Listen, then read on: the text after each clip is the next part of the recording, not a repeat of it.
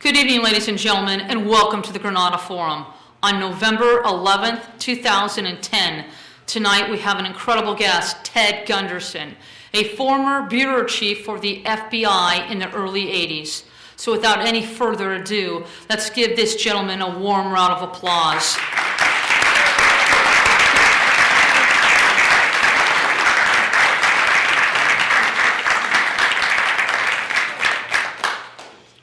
Thanks a lot. I feel like old home week. I've been here so many times. Can I raise this? You don't get older. Huh? You don't get older. I just had my 82nd birthday 2 days ago. Yeah. All right. Let me raise this up a little bit here.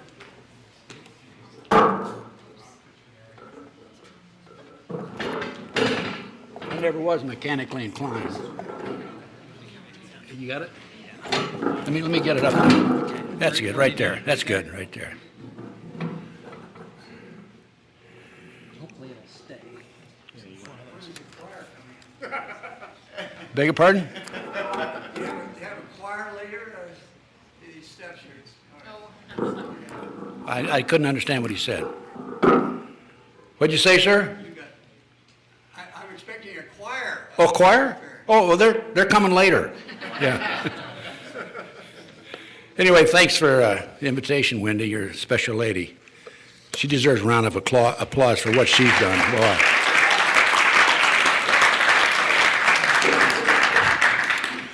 Well, you know, I heard a very inspiring speech at Chuck's 9/11 Truth Conference here, and I said, I've got to go see Wendy and get some information that I've developed that I've never presented before and get it out to the public.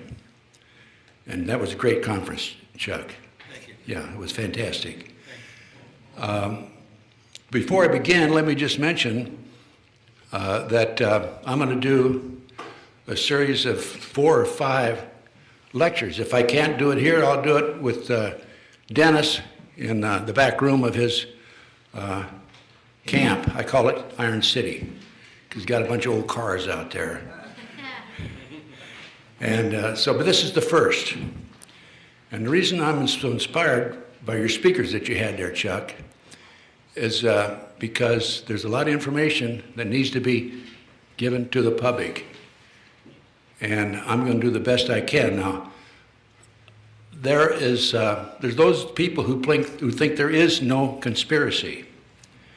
So there is a conspiracy, and my lectures are going to be entitled Conspiracy Reality. Okay, and I'm going to prove to you tonight that there is a conspiracy, and hope you will pick this DVD up and pass it out to your friends. I had a young college fellow here from up north. Where are you? Was it Jason? Was that your name? John. Yeah. Josh. Yeah, and he said he's having trouble convincing his fellow students about what's going on. So when this is all over, you be sure to get a copy of this and make copies and pass that out on campus, okay? I have to go back to 1951. I graduated from the University of Nebraska in 1950. By the way, one of my colleagues there was Johnny Carson, and I knew Johnny Carson, yeah. And it was right after World War II. My brother had entered the Air Force, and he over Germany, his bomber went down. He was killed, and he had graduated from the University of Iowa, by the way. So I'm Midwest born and bred, basically. But when I first got out of college, I didn't know exactly what I wanted to do, which I think happens very regularly. So I took a job with Hormel Meatpacking Company at selling hams. And my kids have always accused me of being a ham all along, so it worked out real well. They used to call me the FBI ham. And I'm driving down Grand River in Detroit, Michigan, and I heard about a friend of mine, Dick Kinsey, who had applied for the FBI and was accepted. And he was my college friend at the university. And I said, if Kinsey can make it, I can make it. And I just kept on driving downtown and applied for the job with the FBI. The only trouble was you had to be 25, and I was 22. So the fellow interviewed me, I'll never forget, his name is Zimmerman. He said, although you're only 22, why don't you write a letter to J. Edgar Hoover and tell him you look older? So I wrote a letter to J. Edgar Hoover, personal letter. I said, Dear Mr. Hoover, although I'm only 22, I look like I'm 28. Actually, I look like I was 19, okay? As you can tell, I am young looking for my age. I always have been. But you know what? 6 weeks later, I was in Quantico, Virginia, shooting a gun, going to class, learning about collection and preservation of evidence, federal rules of procedure, et cetera, et cetera, et cetera. I'd take a test first. I had to pass a physical. And that was the beginning of an absolutely fabulous career. The FBI in my day, back in the 50s, 60s, 70s, and 80s, up to about 1980, was a great organization. I'm sorry to say that they have deteriorated considerably, and I'll go into that with details in a few minutes. But in my career, after I left training school, I went to Mobile, Alabama, and I'd never been south of the Mason-Dixon line, and I'm thinking, I'm going to the end of the world.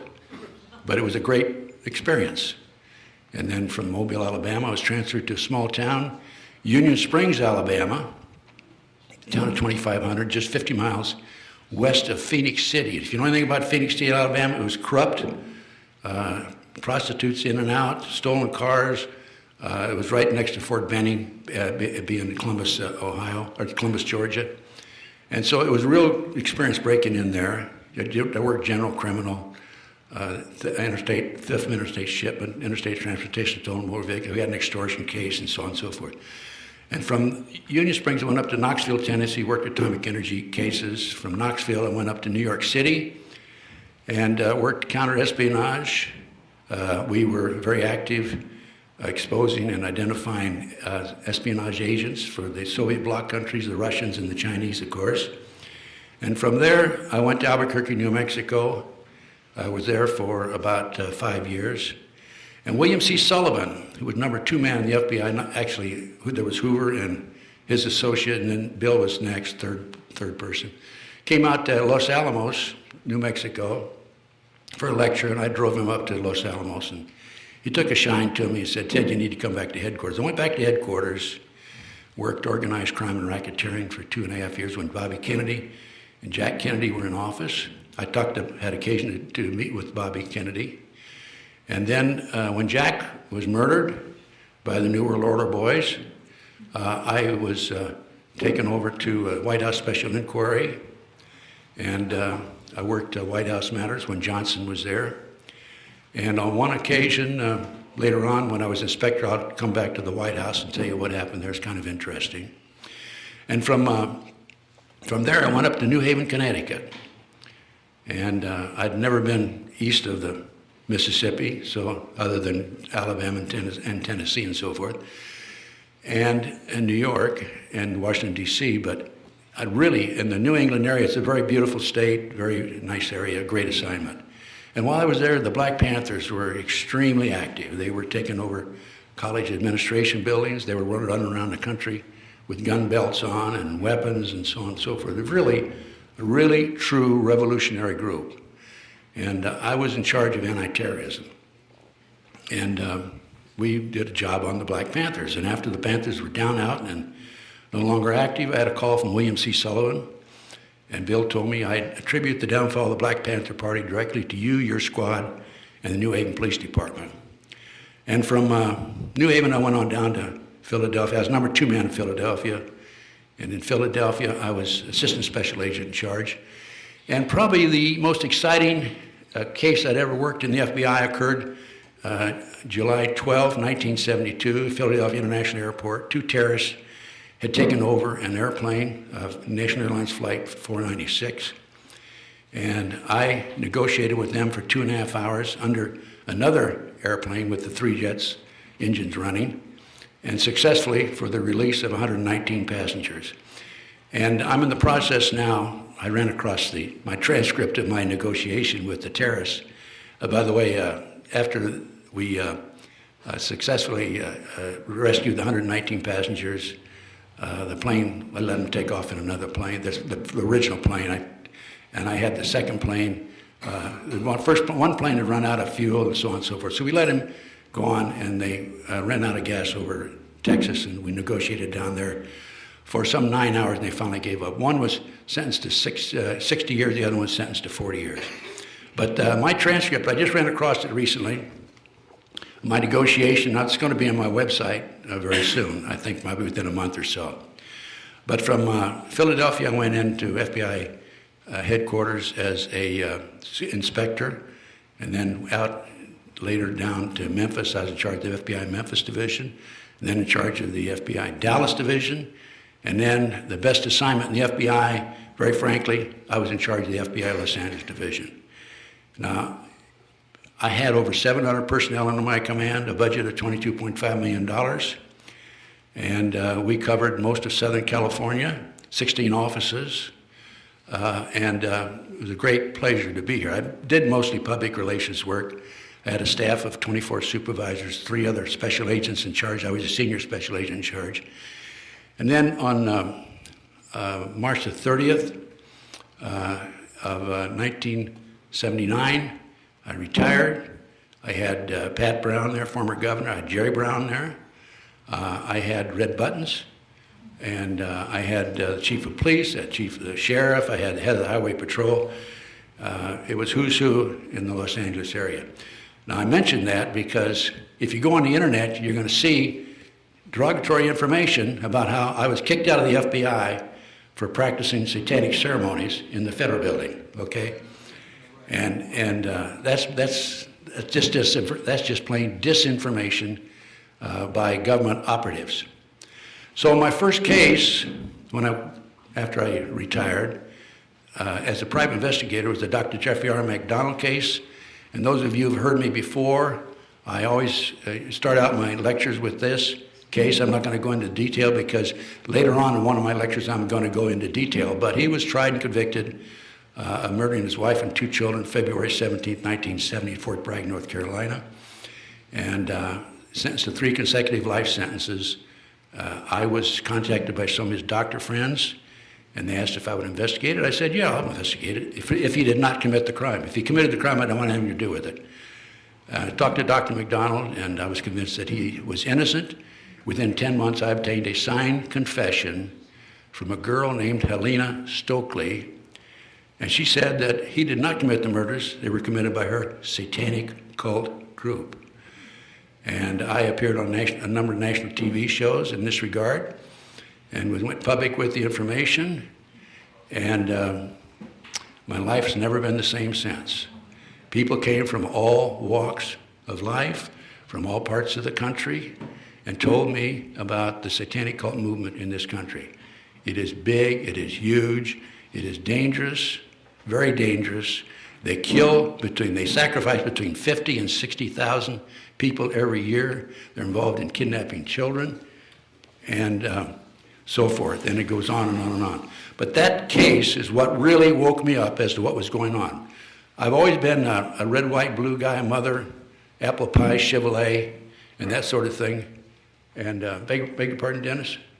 Did you say something? No. Oh, okay. And this case said, in this instance, Dr. MacDonald was framed, and the reason he was framed is because the government, mainly the military, were flying drugs in plastic bags in the body cavities of dead GIs out of Southeast Asia into the military bases here in the United States.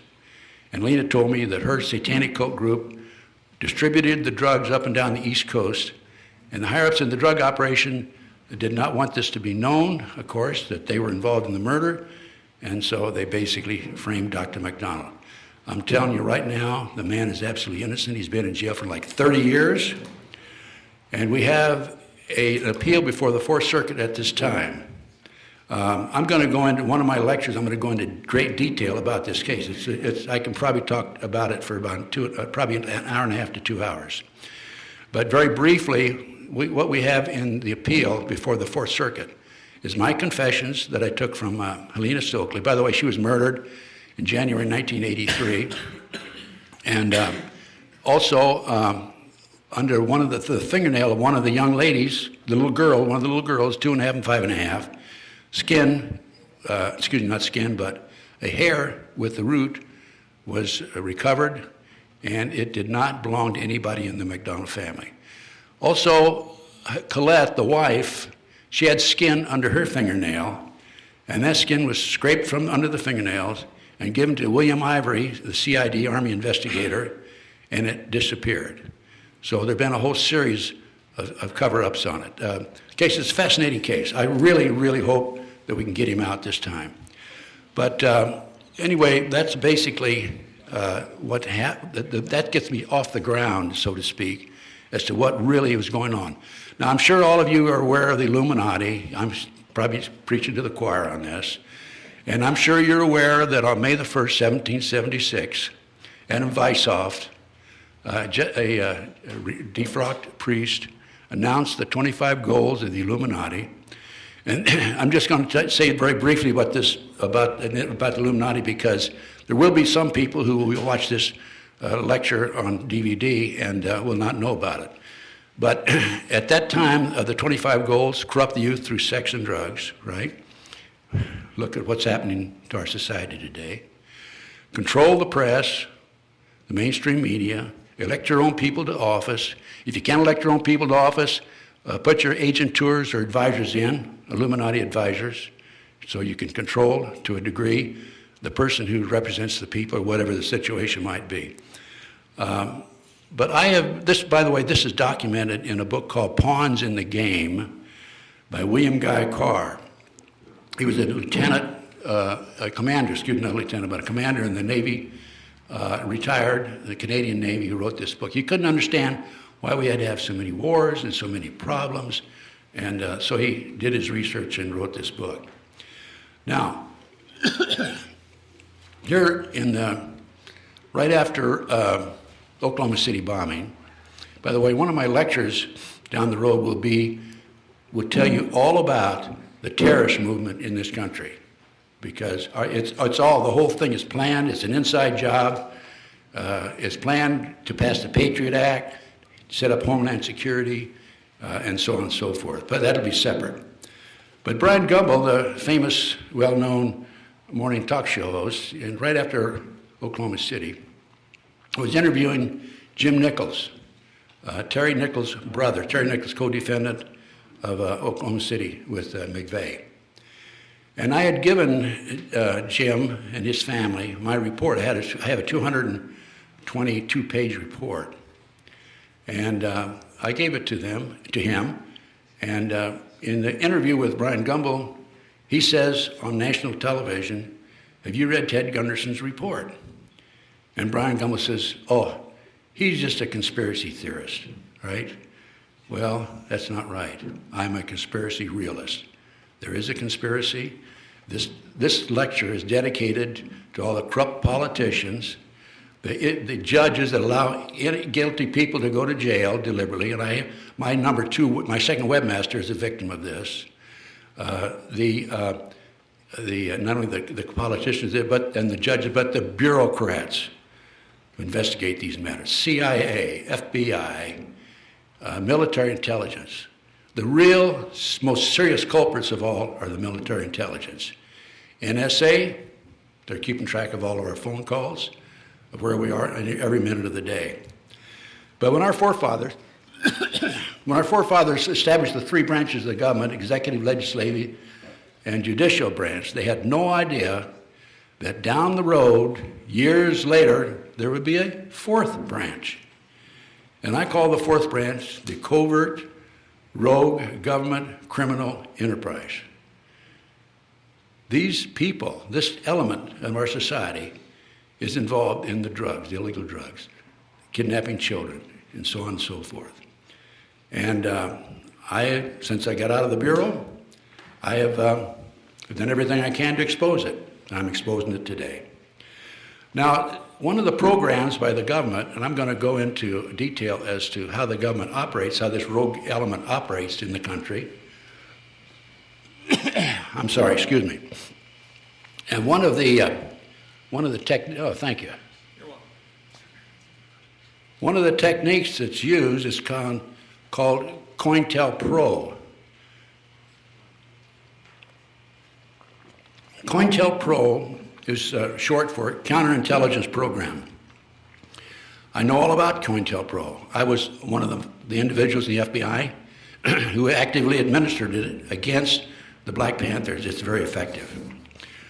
But here recently, the Southern Poverty Law Center wrote me a letter after I had cancer, by the way. It was discovered last October 28th, about a year ago. And that had an operation April the 6th. I'm glad to report right now I think I'm rid of the cancer. I don't have it anymore. But I had a letter from one of the intelligence officers at Southern Poverty Law Center. Is there anybody that does not know about the Southern Poverty Law Center?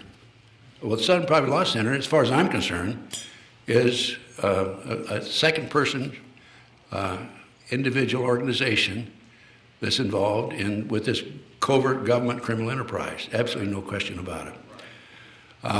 They listed, and this is, I'm explaining the COINTELPRO program, how it works how they worked it against me. They listed the 40 false patriot anti-government leaders.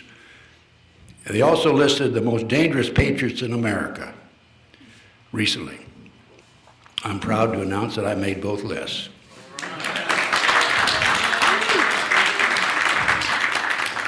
They also described me as a leading conspiracy monger. Does anybody know what a monger looks like? You're looking at him, I guess. Okay. The Anti-Defamation League, another organization, as far as I'm concerned, that's a spokesperson for this rogue, covert government criminal enterprise.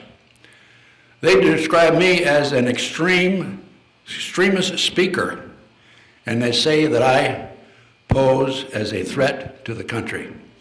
Do I look like I'm a threat to anybody? No, of course not. Hero. Beg your pardon? A hero. Okay. They claim I will likely become a target of U.S. Attorney General Eric Holder. Now, I don't know what that means, but if I'm going to be on a list or a target of the Department of Justice, so be it. So I will still continue to do what I'm doing. I'd like to emphasize that I'm not an anti-government monger, conspiracy theorist. I pulled the details out of this. I don't want to go into all the details. It's too much. I'm not an anti-government person. I'm an anti-corruptionist. I love my country, and I will continue, as long as I'm alive, to continue to expose this evil element that's permeated throughout our society. I like football, baseball. I like to have a beer once in a while. I'm as normal as any of the rest of you out here, okay? And I'm not anti-government. Again, I'm anti-corruptionist. That's the Southern Poverty Law Center and the Anti-Defamation League, as I said, are fronts for the New World Order. And I remember after Oklahoma City, everyone was clamoring to find out what happened. By the way, I have proved without any doubt that the government was involved in Oklahoma City. No question about it. Absolutely. I'm going to have a whole lecture just on the terrorist movement of these 4 lectures. But I can tell you right now, the car bomb, the truck bomb, was not a fertilizer bomb, okay? They used fertilizer bombs to blow up tree stumps in the backyard of the farmers near the barn, right? They don't blow half a building away. Now, I found out through a scientific magazine and through one of my sources that the bomb was what we call an electro-hydrodynamic gaseous fuel device. For short, I'll call it a barometric bomb. This particular bomb was developed by Hercules Manufacturing in Silicon Valley, California. It was tested in 1982, and I was with a group of individuals in Palm Springs, spook-type individuals, good spook type, not bad spook type, okay? when it was tested. We sat in the hotel room waiting for the results. It was so powerful that one of the technicians was killed and others are injured. President Reagan, I think he was president at that time, put a classification on it and put it on the shelf and said, you know, don't speak about this anymore. That's it. It was highly classified. But one of the persons in the hotel, or in the hotel room, was one of the developers of that bomb. He was a CIA scientist for some 20 years. That's why I knew about it. I obtained the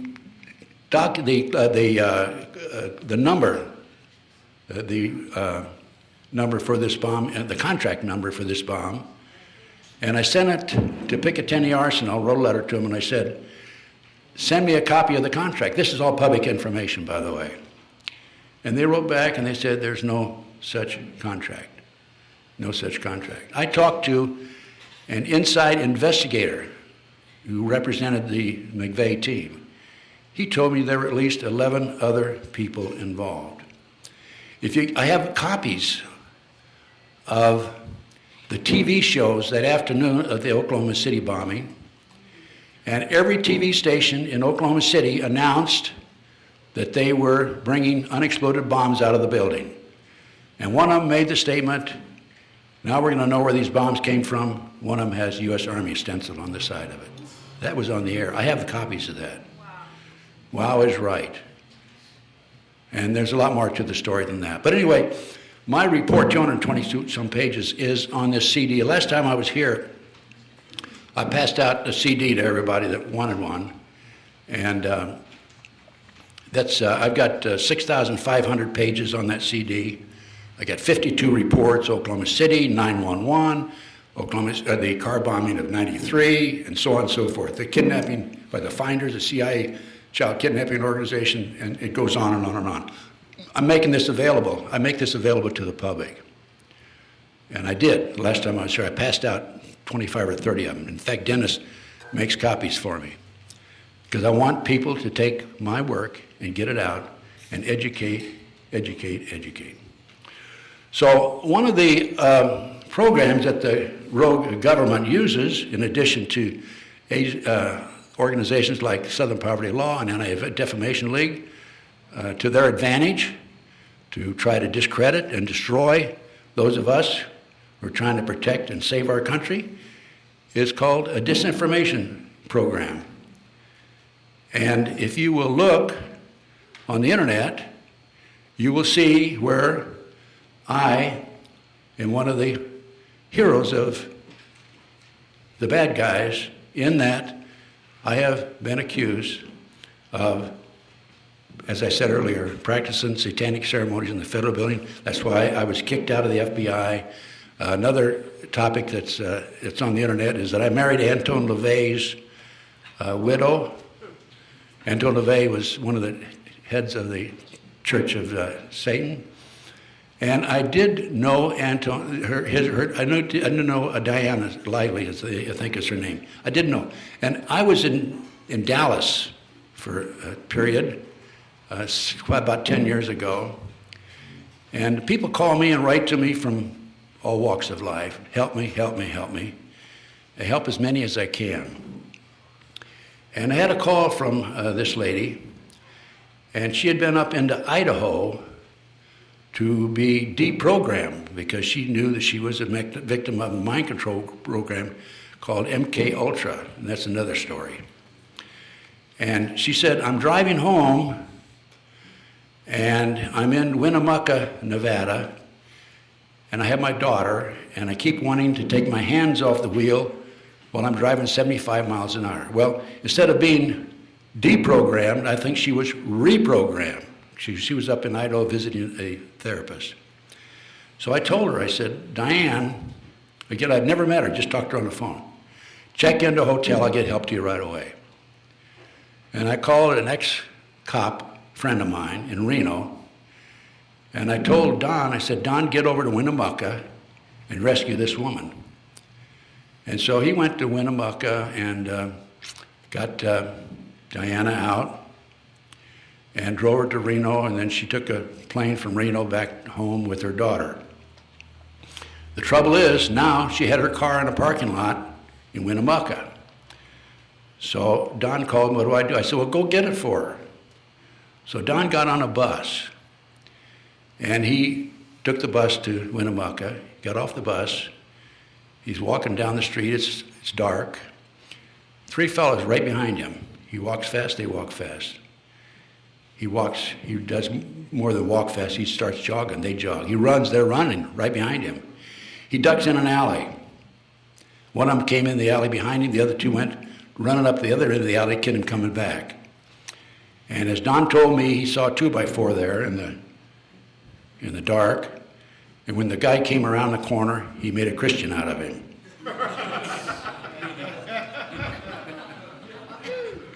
He had a weapon with no serial numbers on it. Don grabbed the weapon, went back to Reno, and then he was driving her car, of course. Then he had to deliver the car to her in Santa Maria, to Diana Lively. So he starts driving to Santa Maria. He notices an oversized van following him about a quarter of a mile, mile after mile after mile after mile. He's into California by now. And at a certain location, this car, he's driving 75, 80. This van comes up real fast, comes up behind him, he's next to him, and he flips his mirror and a shotgun comes out the back window of the van. He realizes that they're going to blow the tire out and spin the car, and he's probably going to die, or something's going to happen, serious injury. So he slams on his brakes, and the van went on and came over into his lane, but he wasn't there, so the van flipped. And he is looking at the dust in his rearview mirror at the same time that a highway patrolman is coming from the other direction at 100 miles an hour. It was all planned to take place at that precise location, right? And Don goes on, delivers the car, and so on and so forth. He was an ex-cop from California, so he checked his contacts, and he found out that there was an accident there, and there was a fatality. He checked his contacts 6 months later. There was no record of the accident and no record of a fatality. This is the way they operate. This is what happened. Diana called me and thanked me for probably saving her life.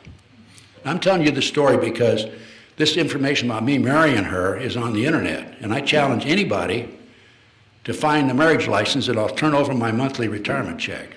Or not all of it, just some of it, okay. So Diana called me. She says, Ted, I'm moving from Santa Maria to Hemet, and I would appreciate it if you'd escort me down and come help me move. So I got a friend of mine from Dallas who was in town. He and I went up and helped her move. Went down to Hemet, spent a little bit of time in Hemet, and then I went on home. Diana told me some things that are really very scary and very shocking about her life as the wife of Anton LaVey. One of the things that really was shocking is they had a lion that was walking free around the house.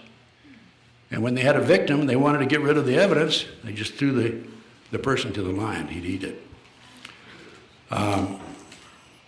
Anyway, that's just one of the things that's on the internet. As I've mentioned some other things. But I've had so many people planted on me, government operatives. I feel like I'm the Garden of Eden, to be honest with you. That's right. For example, a fellow named Stu Webb. This is all part of their master plan to discredit me, so people like you won't listen to me. So a fellow named Stu Webb came to me. I ran for political office back in the 90s, and I lived in Las Vegas at that time.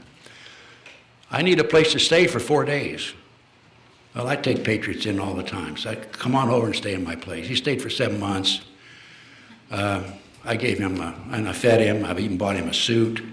I let him use my car, gasoline, the whole thing. I got to quit doing that, folks, because it gets me in trouble every time.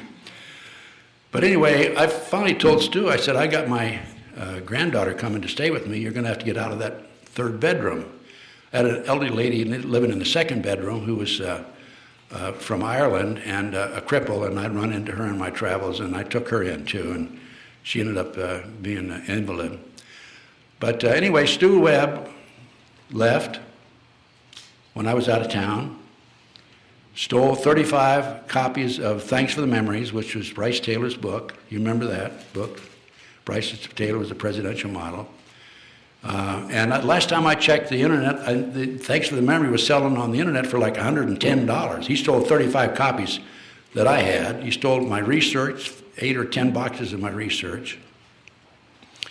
And it goes on and on and on. But Stu Webb when he walked out the door, when the next time I saw him, he said, "I'm going to destroy you and the Patriot community."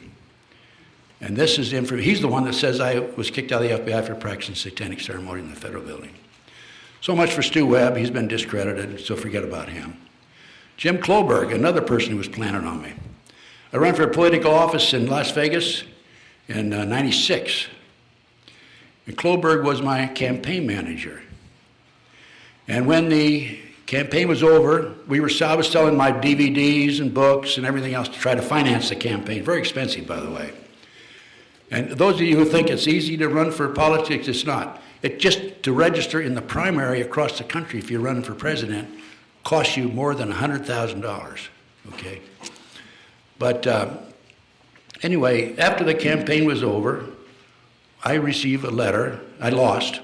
I re-registered from Republican to Democrat so I could go to these conferences and take on Bill Clinton.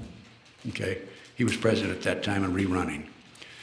And anyway, this lady wrote me a letter and she said, "I never received my DVD.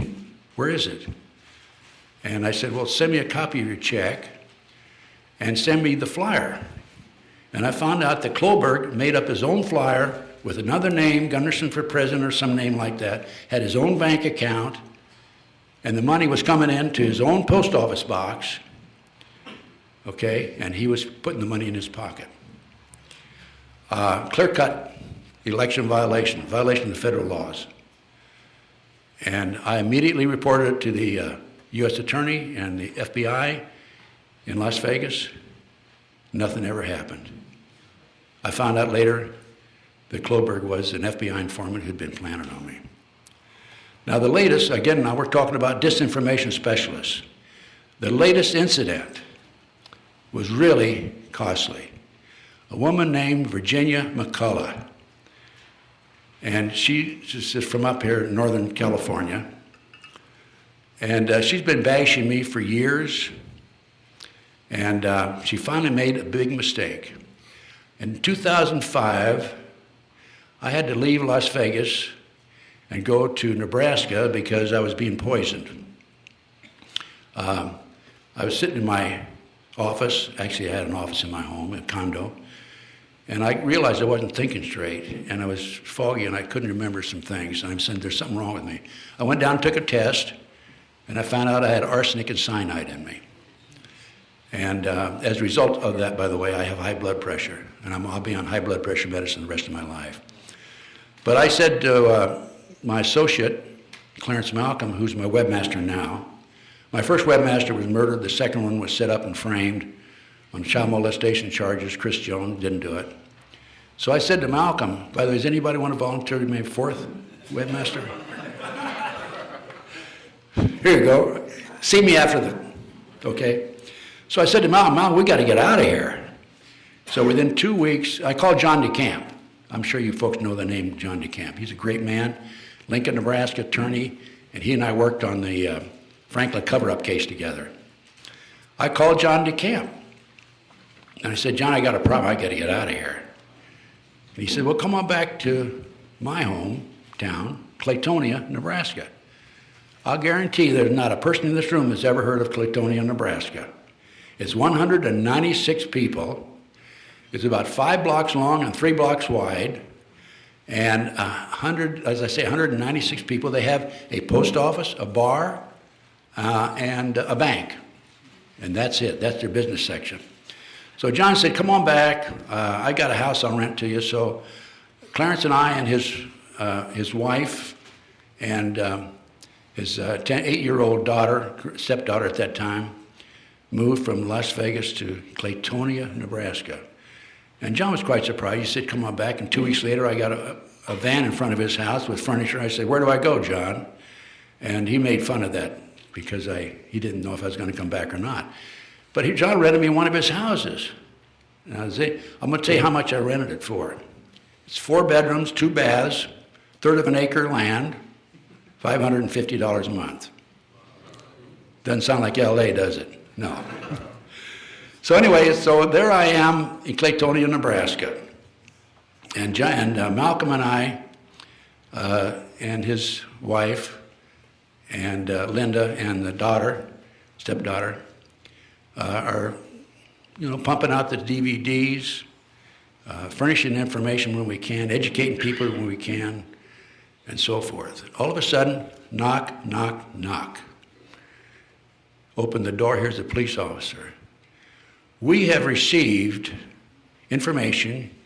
You are holding a child hostage here. We want to see the child. And I said, and Malcolm said, do you have documents, court documents, papers? No, out the door. And it was a female police officer. She slammed the door. She was really upset about that because we challenged her. So Malcolm says, we got to get out of here. So we moved 20 miles down the road overnight, registered the house in Beatrice, which is where we moved to, in his wife's maiden name, and about a week later, knock, knock, knock. And here is another police officer, only this time, Beatrice police officer. We have information that you are holding a child hostage here. We want to see the child. Court documents? No, out the door, okay? So I immediately go down and talk to the district attorney. Randy Rittenauer is his name. And I say, I'm telling Randy, what's this all about? He says, well, I'm receiving emails from some woman in California about this. I said, well, how would she know what we have going here in Claytonia, Nebraska? Well, we got to check it out. I said, no. I said, the woman is Virginia McCullough. Isn't that right? And he didn't say yes, he didn't say no. He just went like this and nodded his head up and down. So as a result of that, Malcolm left Beatrice overnight and goes to Texas. And then from Texas, he ended up having surveillances on him like we've all had, those of us in the limelight, so to speak. And I sent him and the daughter and his wife to Panama to get him out of harm's way. And he's been down there. Now, what that did to me financially, is mind-boggling. I have not been able to get my DVDs out for almost a year, because this happened a year ago now, actually. And so I've got a bunch of back orders I'm in the process of putting together now. Malcolm, in the meantime, has moved back to the States. He's living in Pennsylvania, and we're going to be able to crank it out. But that's Virginia McCullough. Okay, another government operative. So no sooner did I neutralize Virginia McCullough, because I went public with this. It's on my website about Virginia McCullough. Then up pops Dr. Leonard Horowitz. Does anybody know that name? And I'm shocked, because Leonard Horowitz is telling me that in this 12-page document, I have a copy of it here, he's telling me that Ted Gunderson and others are serving Michael Aquino, former head of the Temple of Satan, the Church of Satan, and now the head of the Temple of Set, that I'm serving him? What does that mean? And also goes on and talks about me being involved in these various government activities, and I'm a CIA operative, and I'm also an FBI operative. And do you think I look like an FBI operative or CIA operative? No, of course not. As a matter of fact, I've been kicked out of the Ex-Agent Society because of the criticism that I've directed at the FBI. I want to make it very clear, there's a lot of good people in the FBI and the CIA. However, it's the people at the top, okay, that I have a problem with. Anyway, this 12-page document goes on and on and on, blasting me, and similar to the information that the Southern Poverty Law Center and the Anti-Defamation League said. I responded to Len Horowitz, and it's on the internet. I don't have a copy of it with me. And basically, I just told him, I said, you just exposed yourself, because you're accusing me of being a government operative and working for the government, and we're criticizing the government at the same time, so I'll be accepted in certain circles, and now you've come in with this. I neutralized Virginia McCullough, now I've got to deal with Leonard Horowitz. Leonard Horowitz is a government operative, absolutely no question. If you read this 12-page document, you will see. These are the tactics that they use. They criticize the government, some of the people that they pull out of the woodwork in order that they will be accepted in patriot circles. And then these people criticize people like me. They think they can be accepted, and it discredits me. Now, is this COINTELPRO program and this disinformation program on the internet, has it affected my life? You bet it has. Because I'm not being invited to these big conferences anymore where I could give a lecture in front of 300, 400, 500 people. This is exactly what the rogue, covert, criminal government enterprise wants. That's why they do it. So what's the reward for me? Now I'm going to tell you what's happened to me in the last 30 years. And I'm not telling you this because I'm looking for pity or I'm looking for sympathy or anything. These are facts. Okay? Now, what Will Rogers said, what do you say? If it's true, what do you say? Anybody remember what he said? He doesn't know the man who did the lie? Huh? No, I'm sorry. Anyway, I forget what Will Rogers said. I'll tell you what happened in the next lecture.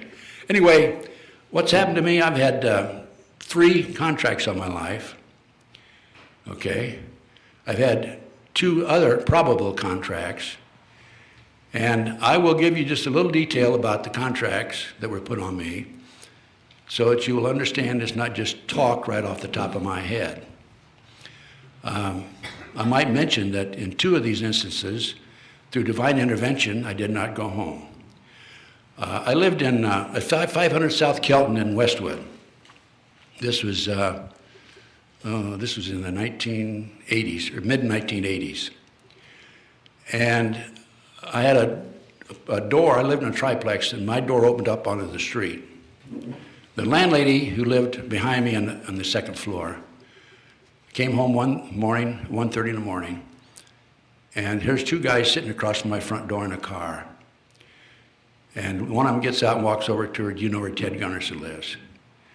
And I told her, if anybody ever asks about me, you don't know me. And of course she said no, she didn't know. Well, she told me that the next day. And I made some phone calls, and I learned that there was a contract on me. And fortunately, I do have some good sources, and it's kept me alive. But what it really has kept me alive is on that particular night, I didn't go home. I stayed at a friend's house at the last minute. So I say it's through divine intervention that I didn't go home on that particular night. So one of my contacts says, I used to work with, and he gave me his name, who is known as the cocaine king of the West Coast. Let me go talk to him. Let's go talk to him. So there were 4 of us, and we went to talk to the, quote, cocaine king of the West Coast. And we go in, the fellow comes to the door, lets us in. We had an appointment, it was on a Monday. He escorts us into the parlor, and then he takes us from the parlor into another room, and we sit down. And a little dog comes in about this big and smelled all of us and sat down at my feet and went to sleep. And the, quote, cocaine king of the West Coast comes in, looks at the 4 of us. My dog likes you, I like you. And I'm saying, I'm sure happy about that. To myself, of course. So he tells the other 3 to scat. And I had been hired before this by a fellow named Robert Ferrante, who came out of his office one night, about midnight, and a gunman steps out of the bushes with a ski mask on, fires 13 shots, I think, at him, hits him 5 times, he lived, and Robert Ferrante hired me to find out who tried to kill him. Well, earlier that evening that he came out of his office at 12:30 or so, his accountant came out, walked across the parking lot around 6:30, and there was a car parked with the back of the car against the building. And the fellow was just sitting there.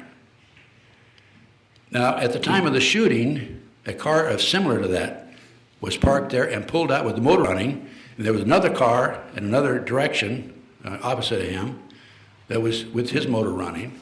And the gunman ran and jumped in the other car, and then this first car took off. Well, if you know anything about contract killings, they will always have two cars, so the gunman can get in one or the other, depending on the circumstances. So I took the accountant aside, put him under hypnosis. By the way, if you do hypnosis for artist conception, it's much more effective. And it's unbelievable the detail that you'll come up with. I took the accountant aside. We did an artist conception of the fellow sitting in the parking lot at 6:30 that evening. And very good artist conception. I hired a former police officer who specialized in artist conceptions. So when I knocked on the door, the cocaine king of the West Coast, who do you think answers the door? The guy in the artist conception, right? But I'm saying, well, there's four of us. I don't think they're going to do away with all four of us. So that's just the fellow that let us in the parlor, and let the dog come in. So the cocaine of the West Coast tells the other three to scat out of the room and sits down with me, and he says, "How many children do you have?" Well, I know what the message meant. You know, if you screw up, your kids' lives are in danger. And I told him. Then he pulls this artist conception out. He had a copy of the artist conception. And he said, "Who gave this to you?" And I said, "If you're going to do harm to him, I'm not going to tell you. I'll take the heat myself." And he was kind of miffed about that. He said, "I didn't say I was going to do anything to him." I said, "Okay, promise you won't, and I'll tell you." So I told him the story about the accountant and so on and so forth. And he said, "Okay." He said, "Let me make a phone call. I'll be right back." So he left the room, and he came back. He says, "You're right. You got a hit on you. I can take care of one of them. I can't take care of the other one." I said, "I got two hits on me?" "Yeah." So I said, "Well, take care of the one, and I'll see what I can do about the other one." And so he left and came back again. He said, "Okay, I made a phone call. Don't go home or to your office until Friday." This was Monday. So I lived in a hotel room that whole week with a gun under my pillow, and I didn't move. I paid cash for the room. That was before you had to furnish identification. And it's kind of interesting because every time somebody walked down the hall in the middle of the night, I would wake up. And it was after that that by the way, that hit was taken off, thanks to him. He called me later and asked me to do a favor about 6 months later, and I won't need to go into that. But the point of this story is divine intervention. I didn't go home that night. A friend of mine said, "Stay with me this night, and we'll go from there." And so anyway, I ended up I had some friends drive me to Dallas. I remember I slept in the back of the car, in the back seat of the car, for like 21 hours. That's how long it took to drive to Dallas, because I hadn't had any sleep in a week. And then while I was over there, I'm saying to myself, I got to get rid of this other hit. This is all New World Order stuff.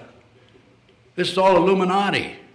Okay, they put hits out on people all the time. Don't bat an eye. So I'm over there, and I get a call from a fellow in Los Angeles. "Come over, I want to talk to you." And this particular person had some pretty good contacts because he knew about my situation. He knew I had two hits put on me at the same time. And long story short, this particular person was able to take the second hit off of me. That was just one. On another occasion, 1986, I said to myself, I've had enough cops and robbers in my life.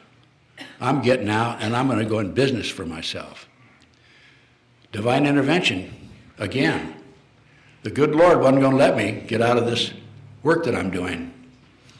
And I invested every dime I had, and I lost it all. And so I had to go back in to private investigation work. I didn't have to because I had a pretty good retirement check. So this fellow, I was living with my business partner and his wife and kid. My business partner went overseas, went to Argentina, I think it was. And he was gone for a while. And then my daughter had a road trip, and I house sat for her. And on that particular night, an individual, and I found out later his name was Bill Mincer, known as Charles Manson II, came into the house about 11 o'clock. She was on the third floor, it was a tri-level, and heard him coming in. And the dog went bananas. She closed the door, went to the telephone to make a phone call. Didn't work because the phone down in the kitchen had been taken off the hook. And she sat there and waited it out, got her gun out. He didn't come upstairs. Again, I made some phone calls, and I didn't go home that night because when my daughter came back from her road trip, I was staying at her house, and we decided to watch a movie at the last minute. So, divine intervention. Absolutely no question about it. And the other two probables are, I don't need to go into them, but there was a fellow who was hanging around my P.O. box for quite a while, and I'd have to send somebody else in to pick up my mail. This is all New World Order, as I said a few moments ago. This is all what they do. They kill people. And Kucinich, not Kucinich, but I forget, the Congress, huh? No, there's a congressman from Ohio, I think it's Kucinich. Yeah, he has asked for an inquiry into the CIA hit teams that are operating in this country today. Okay, he's asked for an inquiry, but nobody's paying any attention to him. That's just one. I can't tell you how many illegal burglaries, illegal entries I've had into my home. It's like Grand Central Station. They're in and out of there, and it's unbelievable. I took a trip when I was in Nebraska. I was gone for about 3 weeks. I came back, and I had my research, 500 boxes of research over a period of years, stored in the third bedroom. They helped themselves to 200 boxes of my research. Okay? They're in and out of my car on a regular basis. I can, right here in L.A., I remember parking downtown, and I came back, and they do this all the time, turn the direction signal on. I start the car up, the direction signal's on. I had my car stolen twice. I had my brake lines cut. I have had 2 windows shot out when I was standing nearby. They were intimidating me. They weren't real bullets, fortunately. They were air bullets. And that's what they're trying to do. They're trying to intimidate me. I've been poisoned in Las Vegas. I was poisoned. And what they did there, the only way they could have poisoned me is they had the condominium next to me, and they were pumping poison in through the air ducts.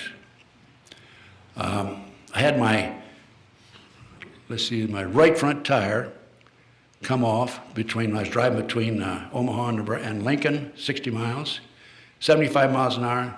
The right front tire came off. Highway Patrol came, looked at it. It was Johnny Camp's pickup truck, by the way.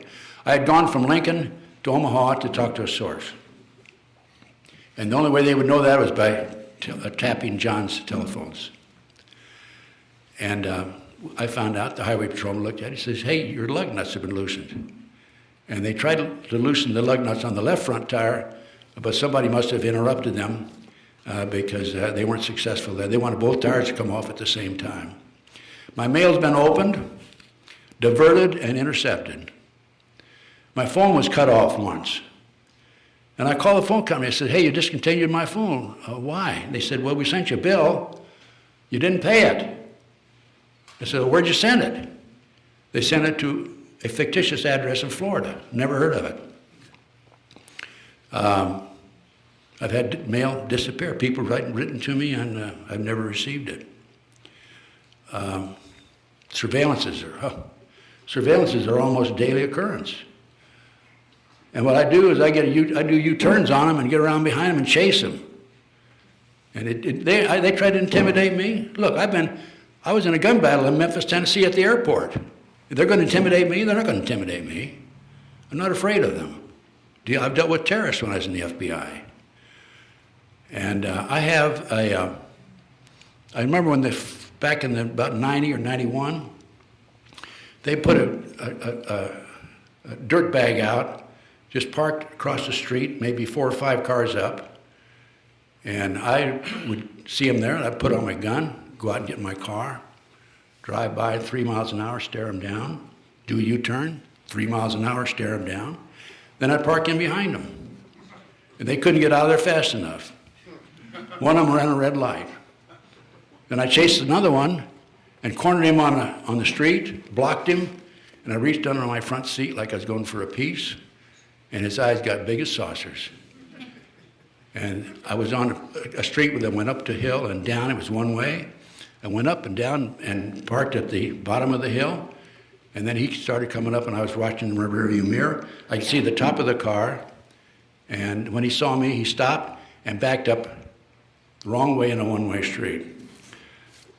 By the way, I've got some pretty good license numbers, a lot of license numbers that I'm saving. My business has been sabotaged, Virginia McCullough. I've had telephone taps. I sued GTE back in the 80s, got an out-of-court settlement. I've had threatening phone calls. I came back from a trip once, and I got up in the morning. I was looking for a file on a desk, and I had a phone call, 827. The voice said, male voice said, "Did you find your file?" Click. They had a hidden camera in my house. I was gassed on the attempted gas on the freeway. They gassed my webmaster, Clarence Malcolm. I've interrupted 2 attempts to steal my car. I've had flat tires. In one instance, I had 3 nails in the same tire. That's a little more than a coincidence, I think. I've had my gun stolen. I had 4 guns stolen out of my house in Nebraska. I sleep with a gun under my pillow. I have a combat magnum. And one day, this is a couple of years ago, I check it regularly. I checked it, and somebody had come in and taken the bullets out of it. So if they came in on me, I was going to have to throw the gun at them, I guess. Cameras, they'd taken pictures of me. My webmaster was hit with uranium-235. I know for a fact I've had a trash cover on me. My computer has been sabotaged. I've been expelled from the Ex-Agent Society. I talked about my plants, the disinformation program, McCullough, Horowitz, and so forth. Those are just the life of a person who dares to take them on. Also, I might mention that in the early 1980s, I had 4 investigations on me. I know because I applied through the Freedom of Information Act. And one of the reports came, they sent me back. It wasn't anything significant, a couple of pages on a report. And they said, in the interest of, quote, national security, we can't give you the full file. But it's kind of interesting because one of the reports at the end said that they consider me armed and dangerous. Okay, well, I am armed and dangerous with knowledge, right? Thanks. Thank you, sir. Pam Fawcett. They put a girl on me, Pam Fawcett. DEA and the FBI. I dealt with her on the phone for 6 months. She was in Modesto. Tried to set me up on a drug deal. And she called me one day and said, "I need to talk to you." She came down. I met her at the time. I think it was Hughes Market or Ralph's Market across from this place on Ventura Boulevard, the Sportsman's Lodge. And she told me that the whole story about how they had tried to set me up through her and drugs through her. And I said, "Pam, why are you coming over to my side now?" I had the names of the FBI agent and the DEA agents who dealt with her. She said, and I was trying to help her on the phone. I tried to help her with her 14-year-old kid. He got in trouble down in Florida. And she said, "I woke up the other morning and I realized you're the only honest son of a bitch I've talked to in 6 months." Those were her exact words. Pam took a polygraph, passed it, and last time I talked to her, she said there was a hit on her. Oh, here's Kucinich, Dennis Kucinich, that was it. This is in American Free Press, April the 6th, 2009.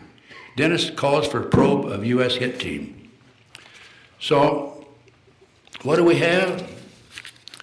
Well, we have the NSA and the FBI have teamed up with AT&T and Verizon to spy on U.S. citizens. This is all documented. President Bush reauthorized the secret program more than 30 times to spy on Americans since September 11th, 2001. U.S. government NSA has tapped its entire internet system. FBI can hear everything you say, even when cell phones are off. The code word for this program is Quantico. All payphones at Grand Central Station in New York are tapped.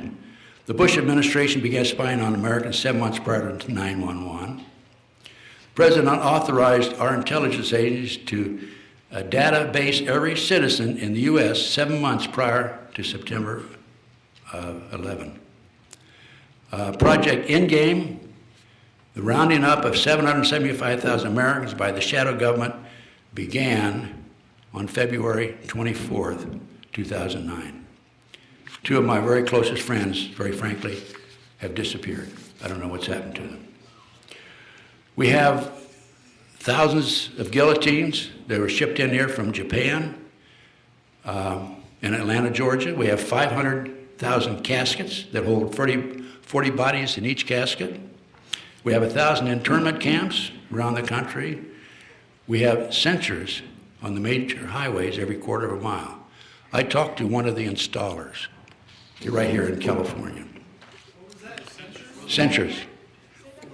But that keeps track of your car. Sensors, yeah. Did I pronounce it right or wrong?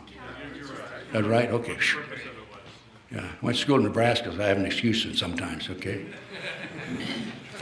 We have the Patriot Act. I don't tell you about the Patriot Act. I mean, I'm sure you're aware of that. Okay? The Constitution violations and the amendments that they've done away with through the Patriot Act are, got them here someplace. All of them. Probably all of them.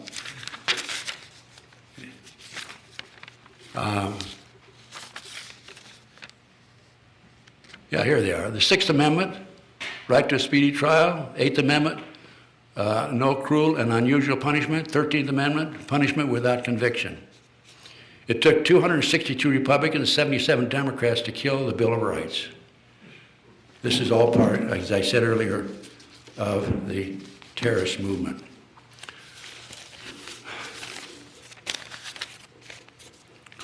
I told you about the guillotines, the caskets. We have U.S. troops in the United States, Holloman Air Force Base, Air Force, German Air Force. A lady came up to me back in the 90s and said that she was from New Mexico. She deliberately dated a German airman from Holloman to find out what they were doing here. He said, when the revolution starts, we're going to strafe the cities. Beatrice, Nebraska, where I lived for a short period.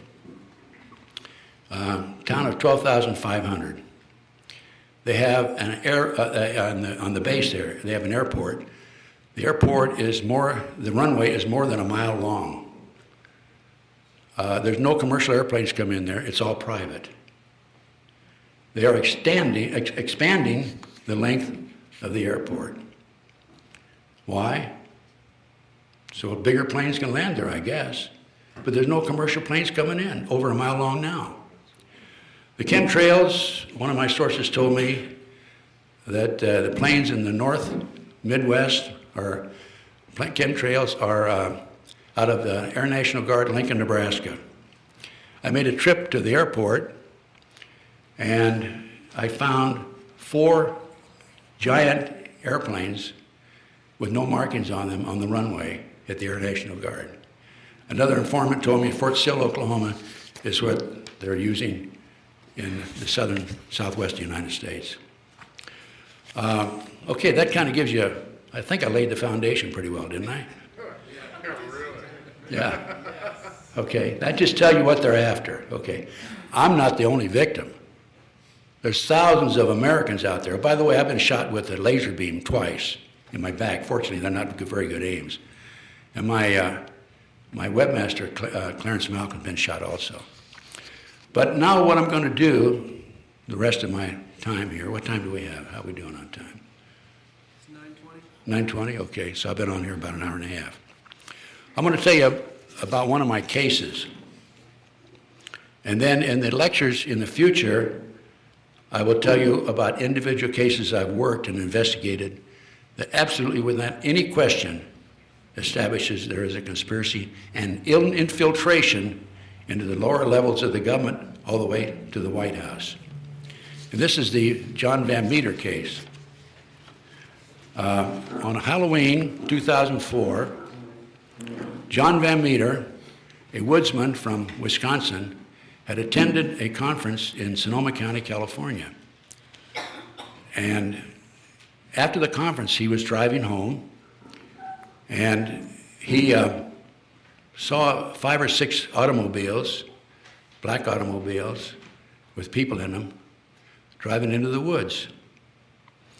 He did a U-turn and came back, and a safe distance from what was taking place, he could see a fire. He could see a girl in the nude tied against a tree. And most of the people there were in the nude. And he said, this is not right. So somebody shot at him. And he got his gun out. Being a woodsman, he carried a gun. And he shot back. Long story short, he shot and killed 4 of them, broke up the ceremony, and rescued the girl, carried her over and put her in the car. The others scattered, and he chased the leader into the woods and shot and killed him. Okay, had a pretty exciting evening that night, didn't he? He looked at the body of the leader and took a card out, a little business card out, and on the back of it was a 202 area code. The next day he called, and a female answered, Federal Bureau of Investigation. The next day he called, and the line had been disconnected. And when he was chasing the leader through the woods, they had a running conversation, and the leader said, we have the police and the FBI in our hip pocket here. If you kill me, you'll live in a 10 by 10 cell the rest of your life. So John ends up reporting to the police, Sonoma County, and goes back home. And they filed charges against him, claiming that he filed a false report. And they waited 4 days to go out into the woods and search the area. The police did. And so he hires an attorney in Sonoma County, and the attorney says, don't come back here. It's corrupt. Law enforcement's corrupt. You'll end up serving time. The attorney worked out a deal with John, to fine him $10,000 and a year probation, 2 years probation, I think, and no jail time. They said that he shot himself. Okay. He goes back to Wisconsin, and April the 19th, 2006, a year and a half later. Anybody remember that date? That's a rather significant date in Oklahoma City, Waco. He goes out in the woods, and he's a woodsman at that. And two fellas come out, drive out, park the car, get out, and he hears one of them say, he's mine. He has another gun battle. He knocks one of them down 4 times, the other one down twice. And they had enough, they took off. He goes to the police, and he tells the police what happened. And they say, he shot himself. He was shot 9 times with 6 different weapons. His pickup truck had 25 bullets in it, and he shot himself. So John had a trial. They tried him. We brought an expert in from Madison. I went to the trial. We brought an expert in from Madison, Wisconsin, who said he could not possibly have shot himself based on the circumstances. And John was tried and convicted And they changed their story from he shot himself to he lied to the police. John told me, sure, I had to lie to the police. I didn't trust him. Why would I not lie to the police? So that shows you, and by the way, he's placed on probation, and during the 1-year probation out of Wisconsin, somebody planted a marijuana plant in his garden. Obviously, they wanted the probation officer to find it. The probation officers came by regularly, searched his home without a search warrant, looking for guns, looking for booze. You can't have either one when you're on probation. And then last February the 6th, his house burned to the ground early in the morning. So that just shows you how the corruption has permeated down to the very lowest level, Sonoma County and Lincoln County, Wisconsin. This man could not possibly have shot himself. As I said, he was shot 9 times with 6 different weapons. I have a copy of the letter here that the girl wrote. By the way, she's in hiding. She changed her name several times. And nobody knows, other than John and a few others, about her whereabouts. Was she kidnapped or? Yeah, she was kidnapped. She was kidnapped out of a parking lot in Oakland. 4 guys came at her in daylight and shot her in the thigh with a needle. She lost consciousness, and they put her in a van. Would you like to have me read the letter that she wrote? Okay, I'm the woman from the Satanic cult abduction case on Halloween. I'm scared to death of them finding out who I am, so I'm not coming forward. The only person I'm ever going to tell is my brother. By the way, she jumped in the car and drove into Oakland and called her brother. Her brother came and picked her up. She was in the nude, by the way. She had no clothes on. He thinks would be best if I stay anonymous, but he has convinced me to write down everything I remember exactly as I can and send it to the police. So this is what I'm doing. They were going to rape and murder me, and I hope they get caught. People need to know what's happened to me. I'm so scared they will find out who I am. I'm writing on an old typewriter, so it won't be on my hard drive. It started Saturday night. I was walking across the parking lot in Oakland. 4 guys got out of a car and grabbed me. They gave me a shot with a hypodermic needle in my thigh. I was unconscious for seconds. When I woke up, I had handcuffs on behind my back. My feet were tied together. The handcuffs were tied to something I couldn't move. They put tape over my eyes and my mouth. I didn't know where I was or how long I was there. I was thirsty and felt like I couldn't breathe. I had to go to the bathroom. I was terrified. I laid there and thought about what had happened to me over a long period of time. I'm not a religious person, but I prayed for the first time in my life for God to save me. I went to sleep and dreamed. In a dream, I saw a big white dog. It sat down, turned its head sideways, and looked at me. I felt like the dog was a girl dog, and she came to help me. I can't explain it any other way. Then I got up and ran away. I don't know why I'm even saying this. It just seems weird and real. I woke up again. I had to go to the bathroom so bad I finally gave up and urinated in my pants. It was awful. Then it was wet and cold. After a long time, I heard noises like a car door opening, and a couple of guys grabbed me. One guy said, "Bitch, pissed on the floor." The other guy said something like, "Shut up, clean it up, and load the stuff in." I'm pretty sure now I was in the van, in the back of a van. They took me into a search or something, or in a house or something. The guy said, "If you cooperate, we won't hurt you. If you struggle, we will kill you." Is that understood? I nodded my head yes.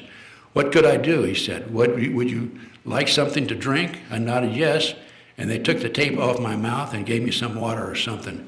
It tasted funny. They started to take my clothes off, and I was sure they were going to rape me. The guy said, "Just relax, we're going to give you a bath now." They guided me into a bathtub and washed me all over with a cloth and shampooed my hair. I was really scared. It was weird. They dried me off and blew my hair dry with a blower dryer and a brush. They put tape back on my mouth and put a white terry cloth robe on me.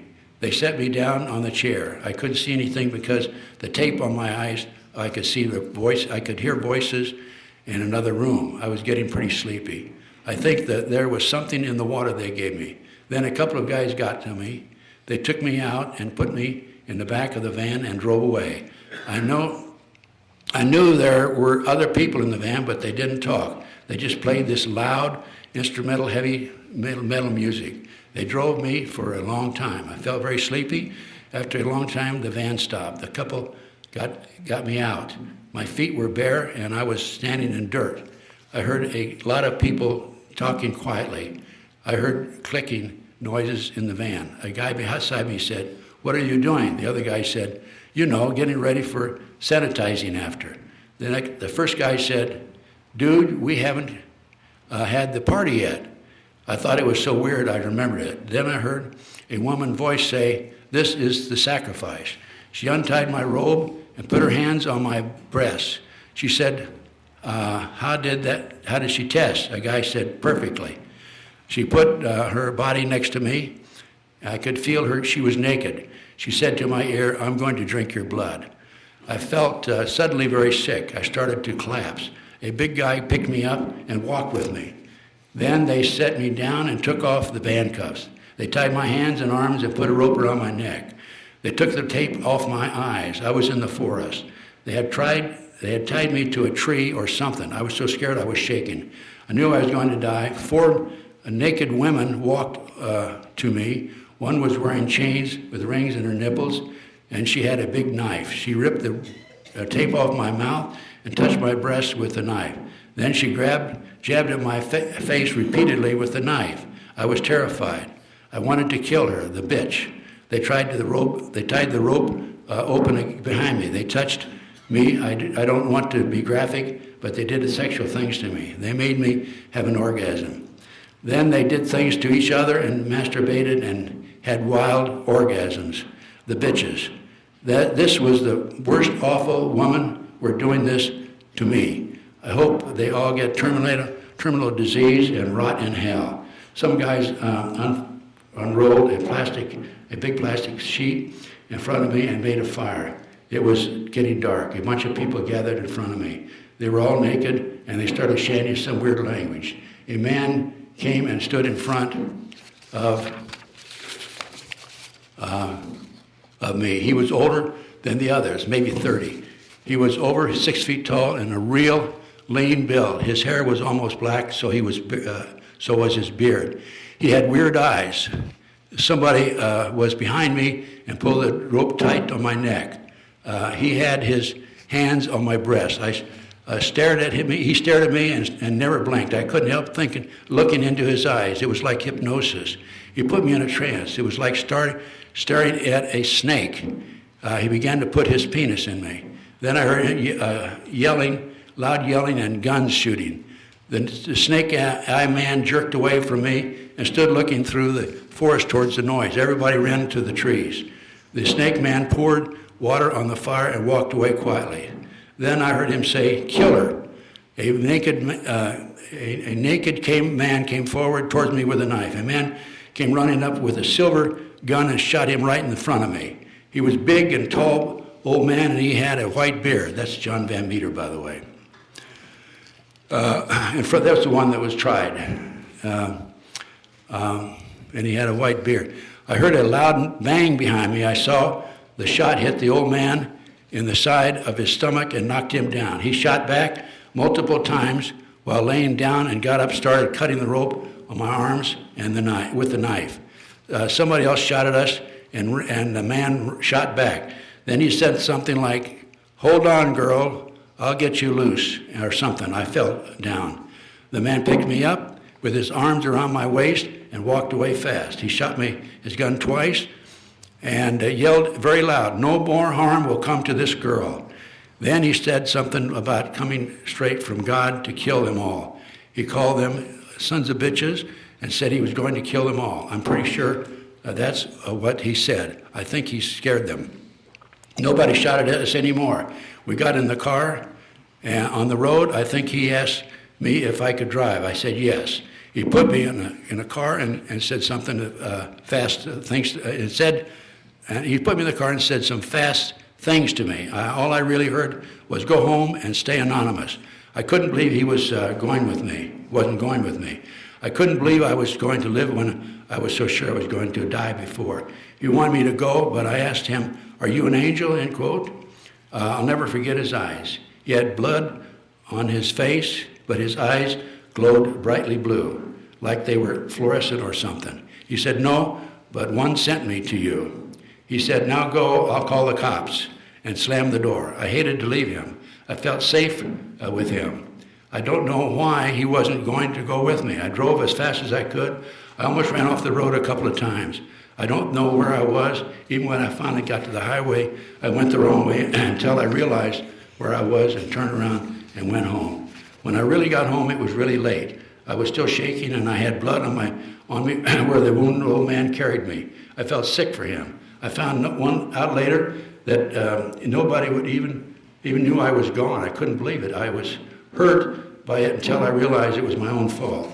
Then with this was the payback for all the times I fought with my parents over them wanting to know where I was going every minute. I hope the newspaper prints this so I can say to the kids, stop fighting with your parents. There is a reason why they want you to know where you are. My brother and I took the car and parked it in Berkeley. He said he'd call the cops and tell them where it was. We looked at it to see if we could find any who belonged to it. It was weird. There was nothing in the glove box or ashtray. No litter on the floor, nothing. Nobody's car is this clean. The only thing in it was 4 black sweatshirts and 4 black sweatpants, all identical. We opened the trunk and all that was in there was a used syringe. Then it hit me. This red Pontiac was the car the guy got out of who abducted me. They must have put me in the trunk. We're going to have the syringe tested to see what they shot me with. Also, when I was showering, I noticed a painful needle mark in my forearm. Then I remembered how one bitch said, "How did she test?" They drew blood from me while I was unconscious to test for what, AIDS? Then I remembered how that guy said exactly perfect, and I wonder if it was something else. They really scared me. I'm really sick and frightened for the man who saved me. I don't have a TV and haven't been calm enough to watch for anybody else. My wonderful brother has been on the run and hadn't heard anything definite either. I learned last night how you can tell a lot about a man who's looking real close into his eyes. The snake man and the old man who saved me were exactly the opposite. You can see it in their eyes. What I remember most is the shiny blue eyes of the man who saved me. He reminded me of my late grandfather. I want him to live because he's a good man who somehow miraculously saved me, and because I went down to write in the newspaper and explained to me why he looked like my grandfather. I can't think of him dying, and I'm scared to death of what's going to happen. I know now why he stayed there. He was mad as hell, and he wanted to kill him. My grandfather had a bad temper, too, for bad people. I hope he does kill them. I know these snakes did this before to others like me, and if they live, they will do it again. I especially want the snake eye man to die. I never want to see him again, ever. People like this can't be rehabilitated in prison. I can never forgive them. It took me all afternoon and all night to write this. I hope it makes sense to someone, whoever reads it. I had to take a lot of breaks before crying. The sun will be up soon, and it will be another day. My brother is leaving soon to mail this away from my home. I don't even want these snakes to know the zip code I live in. Then he's going out to the forest where I think I was to look for the man who saved me. I'm going to stay home and pray for God to save this man. He saved me. I hope we will save the man. He will save the man who is sent to do this. I don't know if this will help catch the snakes who tried to rape and kill me. I tried hard to remember anything I could. I'm still so shaken up, I can't think I'll ever be normal again. That's it. There's 50 to 60,000 human sacrifices a year by satanic cults in this country. Okay, I have that from very reliable sources, 3 different satanic sources.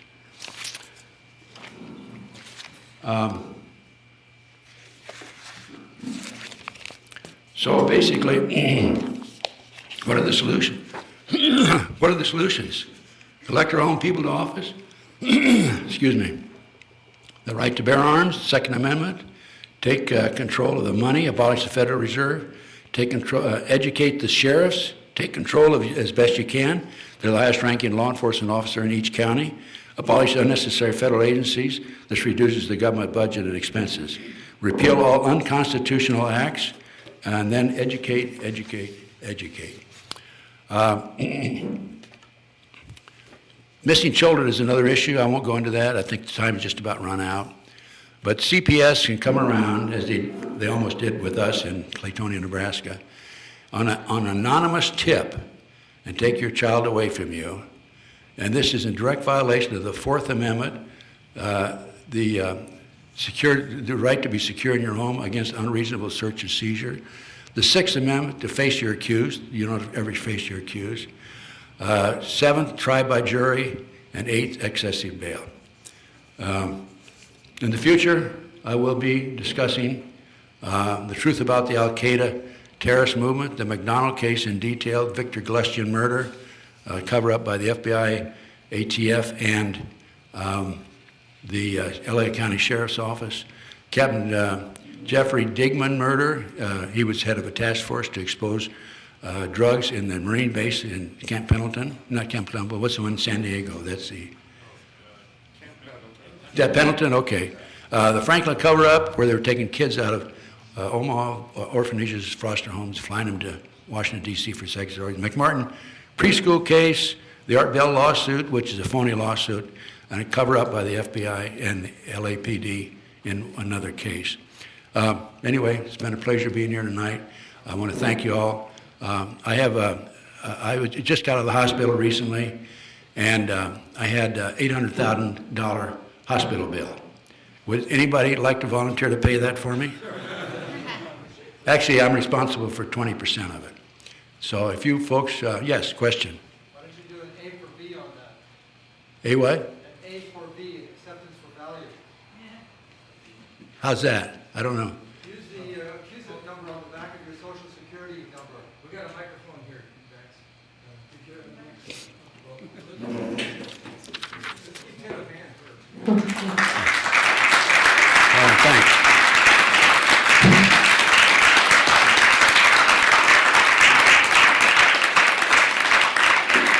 Thank you. Thank you. The way to get back at to them is use on the back of your social security card is an accusant number. Accusant number is a attachment to a federal ID bank account. Probably have millions of dollars in it that you don't know anything about.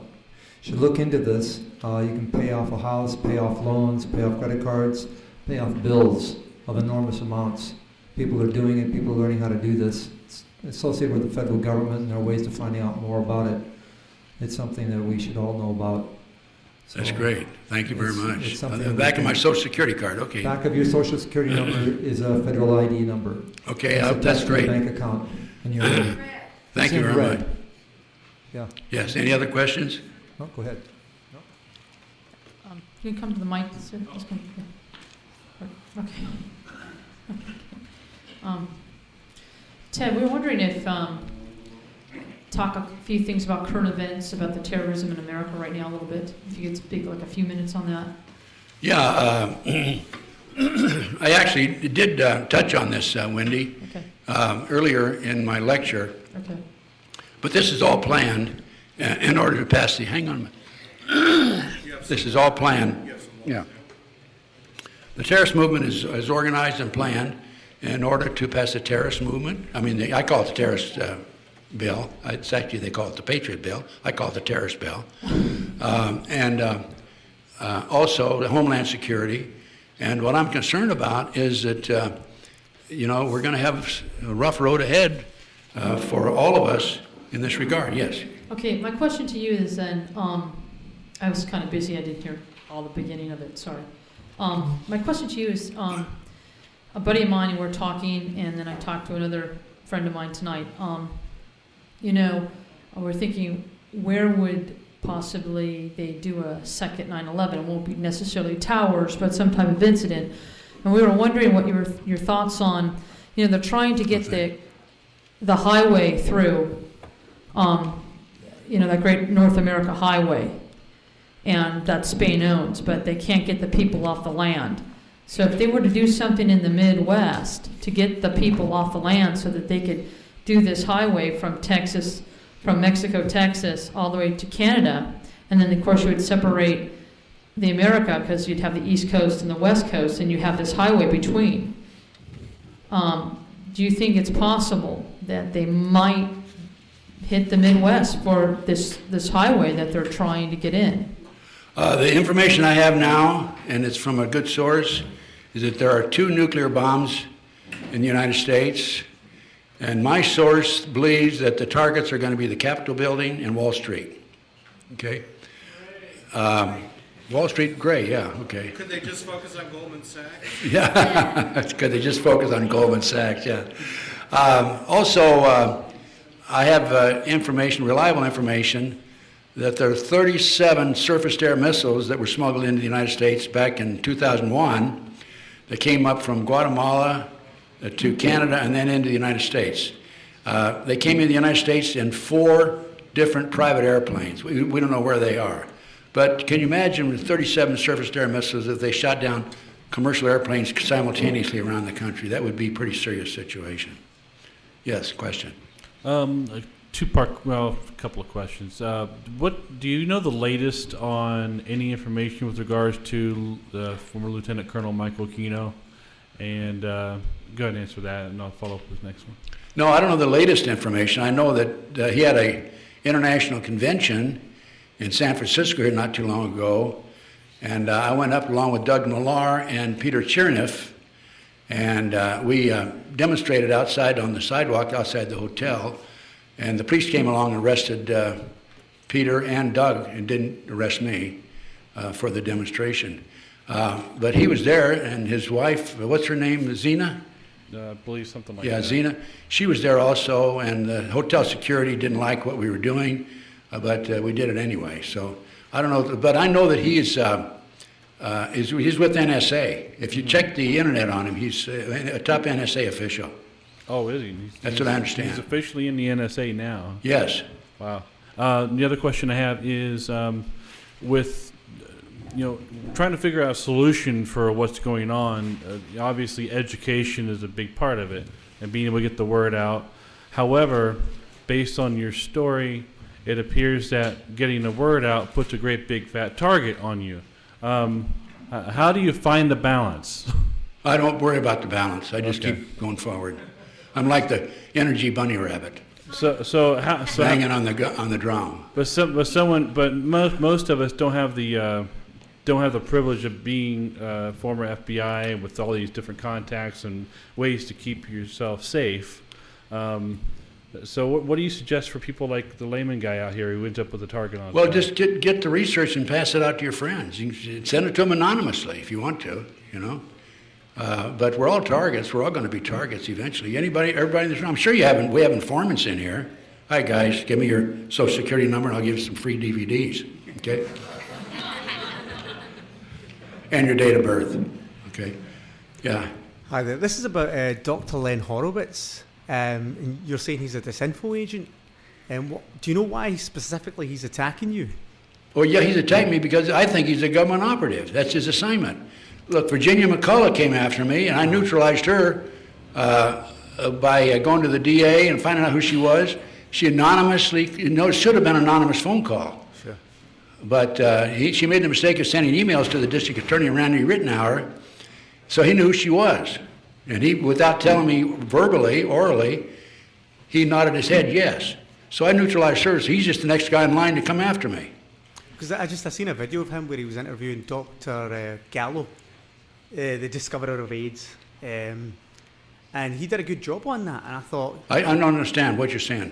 Go ahead, speak slowly. Len Horowitz, he actually confronted Dr. Robert Gallo at a conference one time and accused him of being a founder, a creator of AIDS. And I thought that's quite a bold thing for him to do. And now he's turned around and he's attacking you.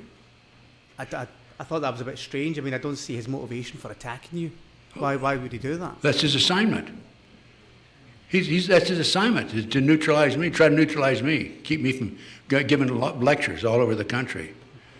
There's a possibility I'll be doing a lecture tour in Europe, by the way, after the first of the year. But those people are more receptive as a group than they are in this country. They know more about what's going on than we do here because the mainstream media. By the way, on February the 9th, I don't think I mentioned this in my lecture. February the 9th, 1917, Congressman Callaway, did I say this in the lecture?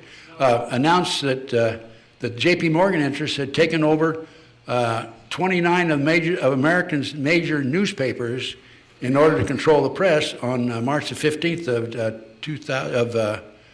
1915, 1913. Let me see. February the 9th of 1917 was 1913, I think it was, yeah. It's not possible that Len's just confused or he's just said the wrong thing.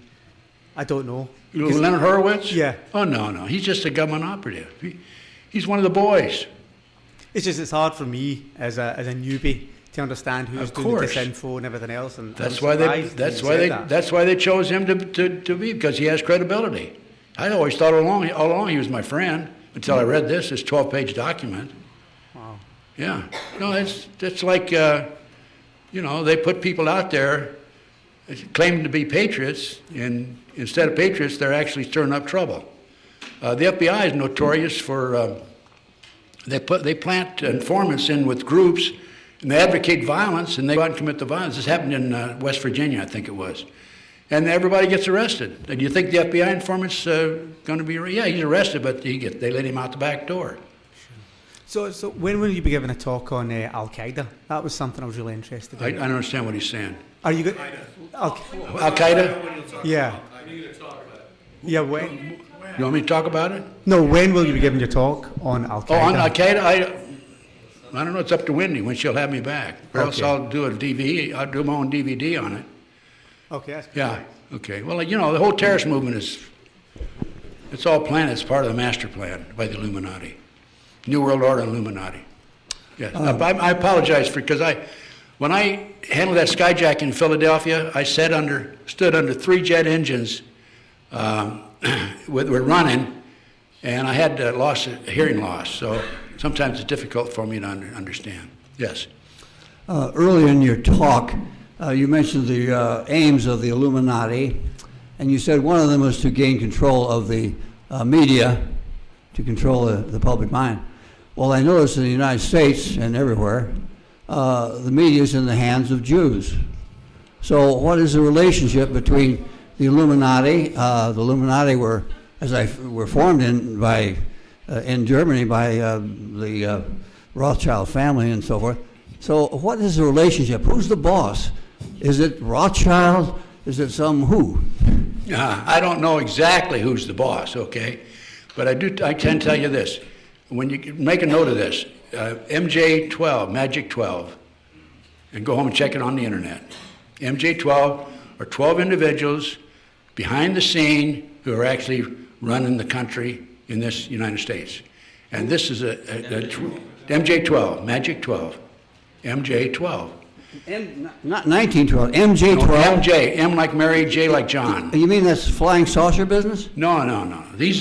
In 1947, Harry Truman and the National Securities Act established a committee of 12 outstanding, prominent individuals, outstanding by their standards, not ours. And anyway, these are the 12 men, and if one of them, they're not appointed by the president, they're within their own circle, and if one of them gets sick or dies or something, they decide among themselves who will replace him. And MJ12 has been active since 1947. I've got a terrorist intelligence report I'm putting out right now. It's 100 pages long, by the way. And those are the boys behind the scenes. And so those are the ones that, by the way, Cheney is... So give me the relationship between them and Rothschild. Well, I don't know if Rothschild is one of the members or not. We have a fellow here who does know who some of the members are, but he's not ready to come forward. As far as the Jews and there's a difference. The Jewish religion is a very good religion. I mean, I'm not a Jew, I'm a Christian, but they have a lot of good points. But we're talking about the Zionists, not the Jews, not the Jewish, not the really religious people.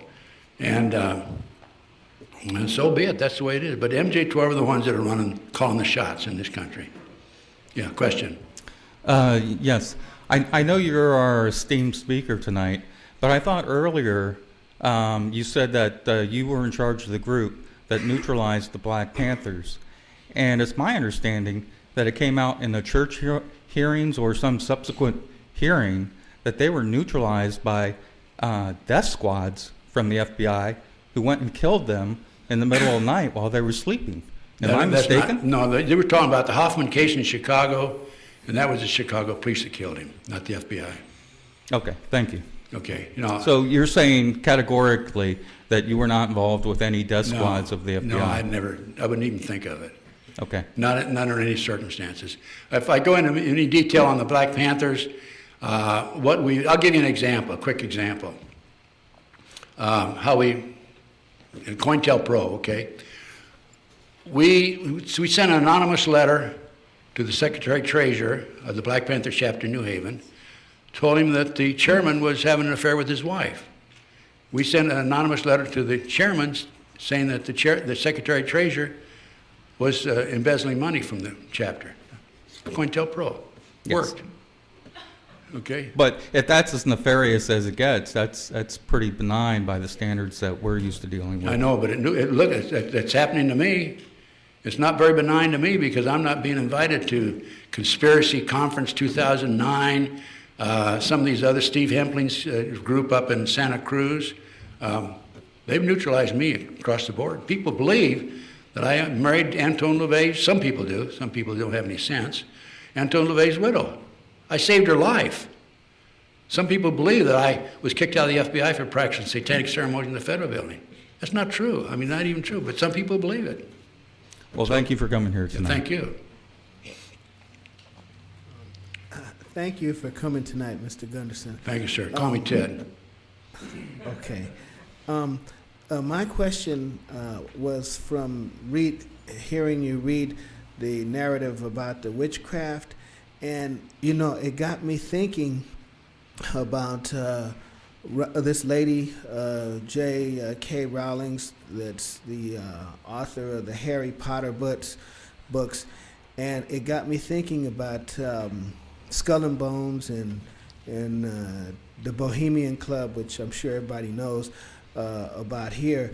But the thing is, look at who we have, on the world scene. We've got Obama, and we've got David Cameron, in England. And, you look at those guys, and it looks like, they might have come out of some Harry Potter school. You know what I'm saying? Yeah, it seems funny, but, the people behind the scenes might have picked them, say, 5, 10, and just, brought them up and said, okay, this is the circle and the goals that we want for you, and I just, they're young, and, it just makes me wonder because, you look back at, and I'd like to get your, opinion on this. You look back at the youth, how they just, just came up, the right doors were open. Both of them are relatively very young. And then you have this woman who is focused in on our youth, and the media, at least the media in the States, can't seem to sit down and do a documentary on her or interview her. She just seems to float around, and you never think about her until another movie's out directed at all these kids. I'd like to get your opinion on that. Well, time and time again, we see Hollywood coming out with a movie. People think it's fiction, it's not true, and yet 5, 10, 8, 15 years later, whatever it might be, it comes to pass. And so it makes me think, hey, do you think people in Hollywood know what's going on ahead of time? Well, I think we do, most of us here. Even though I'm talking to the choir, this choir is knowledgeable because you've been coming to the Granada Forum on a regular basis, yeah. Yes, sir. Yes, I just wanted to thank you personally. You've been a real Beg pardon? I want to thank you personally. Oh. You've been a real personal hero of mine for 2 years now, and thank you very much for continuing to speak out as you do, even in 82 years old. 82, yeah, 82. Thank you. Yeah. My first question is: you mentioned 2 nuclear devices. Are those nuclear devices the South African nukes that I've read a lot about and heard a lot about that was a backdoor deal with Israel and South Africa. Are those the two nukes you're referring to? According to my source, they're the size of a thermos bottle. And the size of a thermos bottle. Okay. Are those part of the backdoor deal with Israel that they did with South Africa to build 10 nuclear devices, and there are 2 of them left I've read up on? Yeah, I don't know that. I don't know the answer to that question. Okay, and then towards the end of your lecture, you mentioned trying to win your sheriff to your side. And I've learned a lot about corruption in LA County. Oh, yeah. And how do you reach Sheriff Leroy Baca? How do you win a sheriff to your side when it appears like he's corrupted, by the Department of Homeland Security? How do you go about trying to help win a sheriff to your side so our county is protected? Any advice on that? The only thing I know about sheriff's offices is that, other than what I read in the newspaper, is that I know for a fact on that one case I had, the Victor Galustian murder, he was blown out of the hard top of his Buick driving down the road, that they, along with the FBI and BATF, covered up the case. Other than that, I don't know anything about Baca and the rest of the people here. All I know is we have a huge cover-up and we have a huge conspiracy here. Let me ask you a question. Did I, based on what I said tonight, did I convince you that there is a conspiracy? Yes. Okay. Because think of it this way. Private enterprise, right? If they invest money, they want a return on their money. There's no return on the money of these people running around chasing me on surveillances. You follow what I'm saying? In other words, there's no return. And who could finance all these operations that have been directed against me? Not only me, but other people, numerous other people. Who could finance that? It's got to be through the covert drug operation. It's got to be through child kidnappings and so forth. So private enterprise, they want a return. You think General Motors or Macy's or somebody's going to invest money to come out and try to discredit me? No, they're not going to do that. So think of it that way. That's pretty solid information, I think. Yes. Okay, I want 2 questions. Number 1 is the FBI hit teams. Are they the FBI that are employed right now by the FBI, or could they be ex-FBI people that have their own security companies? I don't think that the FBI is hiring or using their own people for a hit team. I don't know if the FBI has a hit team. The hit team is based on everything that I've seen is by the military intelligence. So are you saying that they kind of just contact the military, like the Army, to do the hit? Yes. Okay. There's people inside, I think it's mainly military intelligence. McVeigh, Oklahoma City, right? He wrote a letter to his sister saying, and this appeared in the Dallas Morning News, that he had been approached by the CIA to be involved as a contract killer. This is in black and white. And also to work on the CIA drug operation. Okay, now the second question is the German military that's in our country right now. You said that when the revolution starts, are they going to try and disarm us, or are they just going to fight with us, or what? Is who going to, who?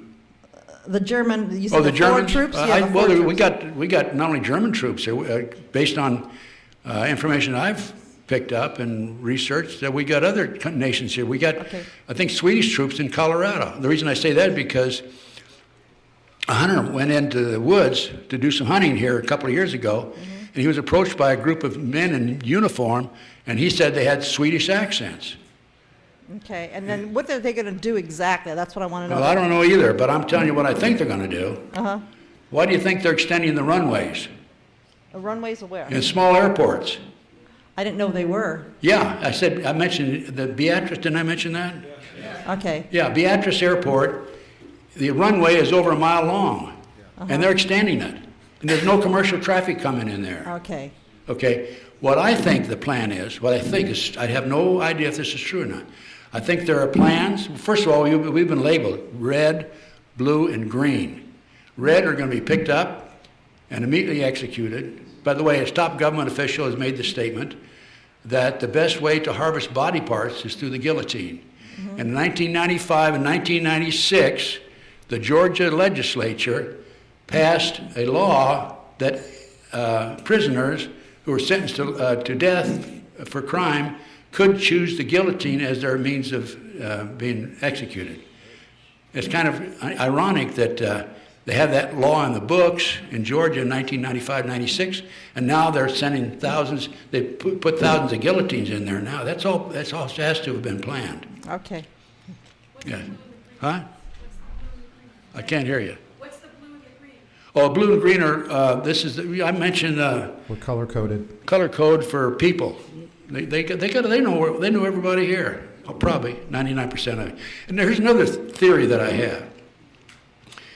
They're getting rid of the old cars, aren't they? Yeah. Okay, why?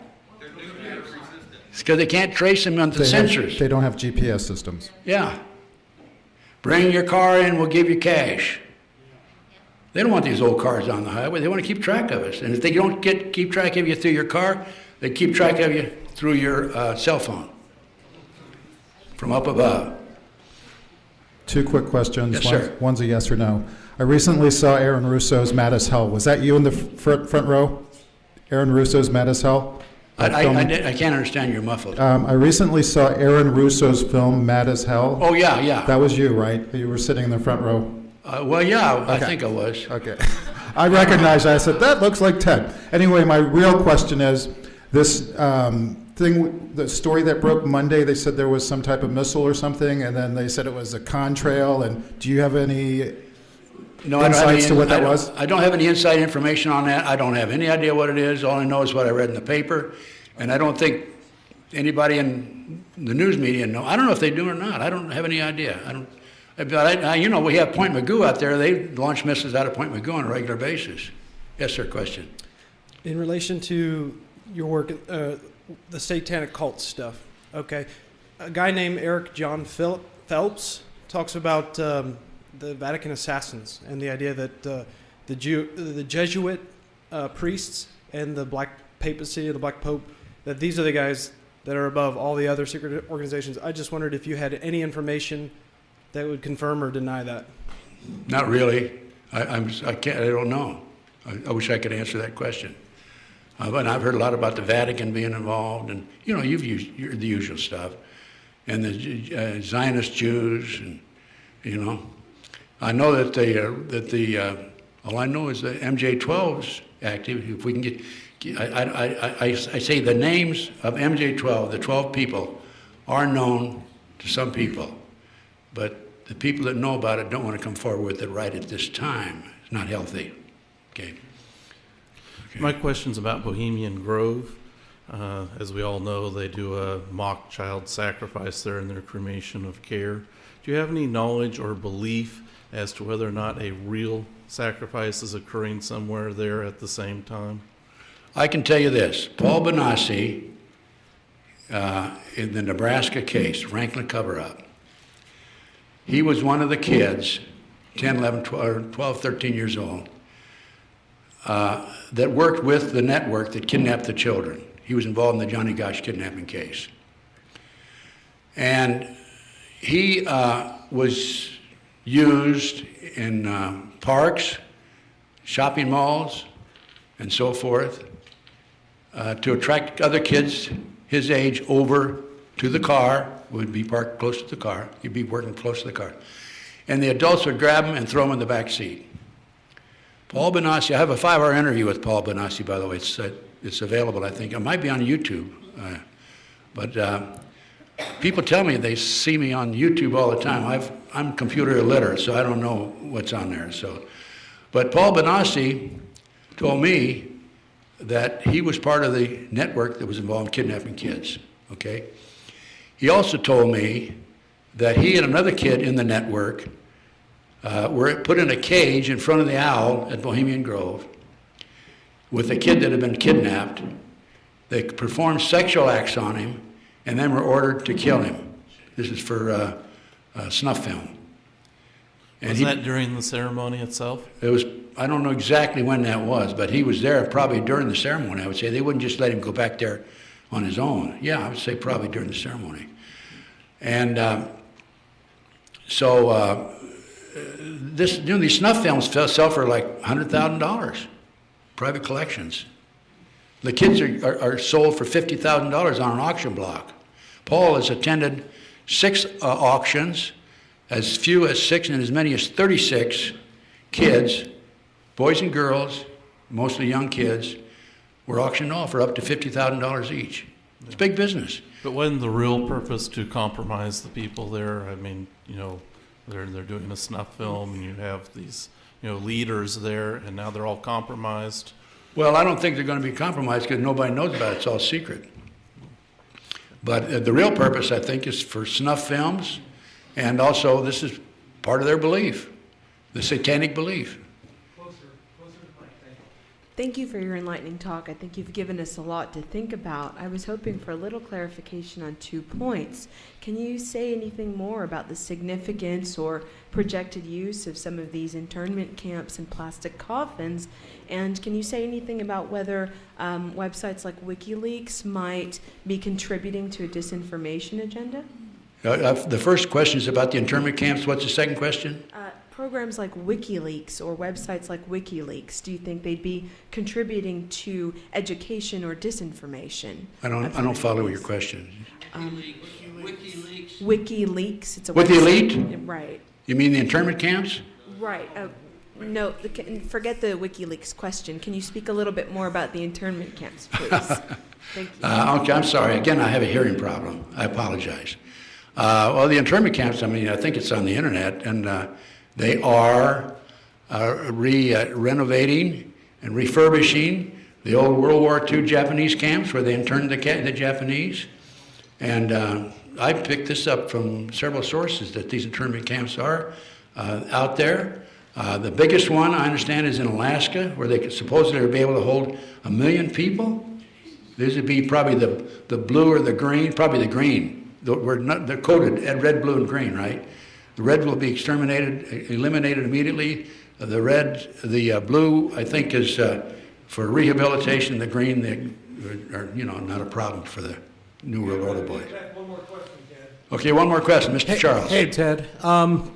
Thank you for tonight. I wanted to ask you if you were aware that, from what I've heard, that Louis Jordan West, who is an MKUltra architect, was just about the only person allowed to speak with Timothy McVeigh. And I'm wondering if you know about that, if you could talk about it a bit. Yes, I do. I just happen to know about that. As a matter of fact, I knew Jolly West. He's head psychiatrist at UCLA. And in the 1991s, when I was involved in exposing the tunnels under the McMartin School, he called me and wanted to have lunch with me.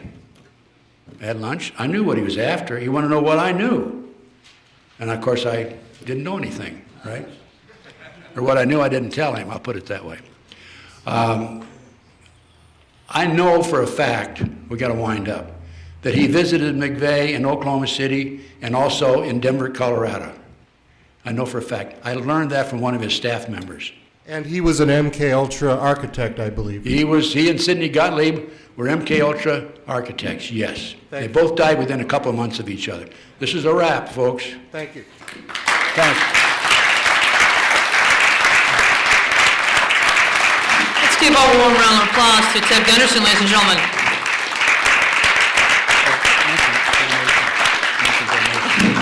If you'd like to make a little more donation to Ted, there's a bucket in the back. We thank you for your time. Also, we're going to DVD this. If any of you guys have a copy of this tonight, it'll be made available in the next few minutes.